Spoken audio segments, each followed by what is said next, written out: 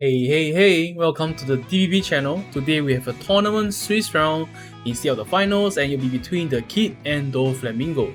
Now, these are probably the top two of the meta right now due to their good leader skills. You'll be joining with me today as I'll be piloting the Kid on the left and Doflamingo on the right for Chong.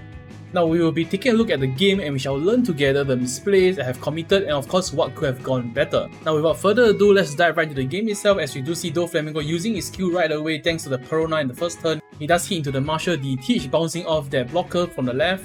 And of course with 7k power on the first swing, you usually don't really guard it because that's usually 2 hand size and we usually just take it because 4 life is still a healthy amount. Now we do start with 4 Dawn here. I'm going to use the leader to swing at the Marshall D Teach. I'm going to use 1 Dawn to commit to the Jewelry Bonnie using his skill to look at top 5. Of course you'll pick up a Subaruki, going to add 1 more blocker here to the hand. And it's 1 cost blocker, we're going to just straight away commit that to play because we are scared of the Bonnie being hit. And of course we do have 1 more in the hand thanks to the Marshall D Teach that was bounced off in the previous turn. That's going to start with 5 Dawn here, and of course with the Perona in play, he actually can know his 4th card here. He's going to use the Perona to swing at a Bonnie. I'm going to use the blocker straight away to block it.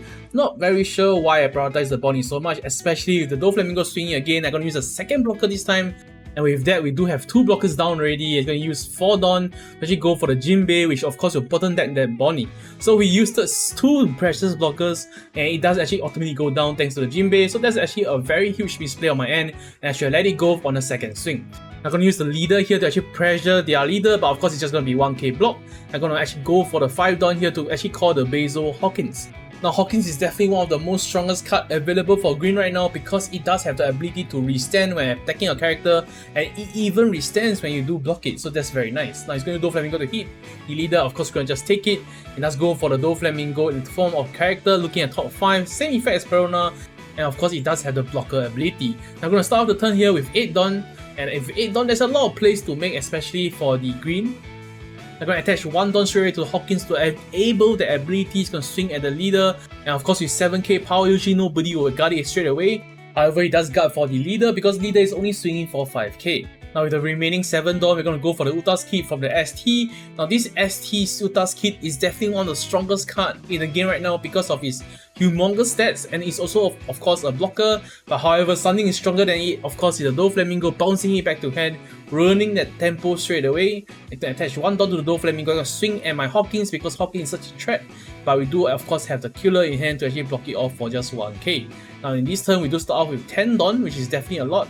We're going to attach 1 of it straight away to swing with the Hawkins. He doesn't block it because once again it's 7k power, but however this is the huge misplay I have because I do have Cat Viper in hand. I should have simply rested the blocker first, swing the Hawkins because Hawkins will restand anyway, and he does actually punish me here with the Desert Spada guarding against their leader swing.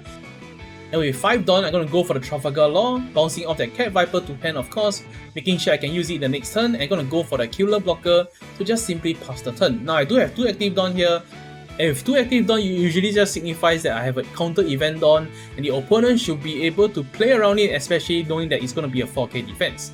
I'm going to put 2 Dawn underneath the leader, actually going for the 3 Dawn here instead. I'm going to swing at the Hawkins with 8k power, so this will be a 3k block. Does use the leader's skill, does hit into the Marshall D Teach, bouncing off that killer to hand, so I'm unable to block, but however I'm going to hard guard for 3k counter in total from my hand to actually protect that Hawkins because Hawkins is such a valuable card. I was going to use the Doflamingo with 1 attached on, swing at my Hawkins, and this time I'm going to use the Repel event card to basically give 4k power to the Hawkins, and Hawkins will be safe 1 more time. I'm going to use 4 Dawn here to actually go for the Sabo's event to bounce off that Hawkins back to my hand, and this is definitely going to hurt me because the tempo is definitely shifted to his side, given that he has 5 characters on the field while I only have 1. I'm going to use actually the 2 Dawn to attach to the leader to swing at Flamingo, but of course it will be easily guarded with the Hancock in hand. I'm going to use the leader's skill to actually pressure 1 more time, and he's going to just drop the Dracul Mihawk from hand, so total 3k shield has been thrown. Now, people can argue that actually I should have committed more Dawns here to actually kill off the Doflamingo. However, he does have the Doflamingo blocker in the field, which I could have killed in the previous few turns. But however, I definitely got punished there, so definitely I need to commit 5 Dawn for the Hawkins to be played in the same turn. I'm going to use Doflamingo with 1 Dawn to actually kill off the Trafalgar Law. Then I attach 2 Dawn to the leader to use his skill, looking at top card, does hit into the Perona, so he's unable to actually call it down. I'm going to hit it to my life, hitting me down to 2, and so just going to pass the turn with 6 active Dawn. So definitely looking very suspicious, but I'm going to use the Izo on play ability to actually rest the blocker, So you guys can imagine how much annoyance is that misplay with that blocker not being killed in the first few turns. I'm going to attach 5 Dawn underneath that Basil Hawkins to actually kill off the Doflamingo, making him at least 2 card guard from his hand even though he does have 6 active Dawn. Going to use the leader to swing at the Doflamingo, killing both Doflamingo in this one turn. Very nice, and we do hit into his second, or rather his third life, hitting down to 2. Going to use the remaining 2 Dawn here to actually call the blocker killer to actually block off any potential threats against the Hawkins, because Hawkins is such an MVP in this matchup.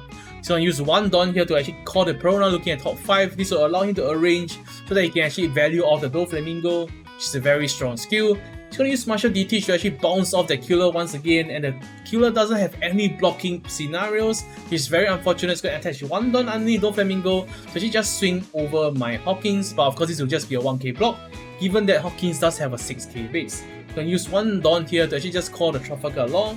Now honestly, I feel that he could have just committed 1 more Dawn at least to actually make sure that it will be a 2k block instead of 1k, making sure that I'll be dropping more cards from my hand instead of just 1. Now he's going to use the Hawkins here to actually just swing at the life, hitting down to 1 already. The leader will swing as well, not using the Trafalgar Law to block. He's going to use 1k Gecko Moria from his hand. Now I'm going to use 7 Dawn here to of course call down the Uta's Kid from the ST, a very good tempo card as well as an attacker, given that it can block and attack in the same turn. Now personally, I feel that the Jinbei and the Perona, even though they are on the field, they don't really have any threat at all because you do have the attached Dawn for them to actually even do a swing. They are seen to the Sabers using the Doflamingo skill, and this is very precious info because we do know that the Uta's Kid won't be able to stick onto the field next turn, given that he can just only spend 4 Dawn to remove that big fat blocker. Now it's going to attach 3 Dawn here to actually swing over the Hawkins with the Martial DT, but of course going to use the blocker and of course a counter plus 1k to just successfully guard the attack. Going to remain that 1 Dawn underneath the Hawkins because Hawkins with 1 Dawn is so effective.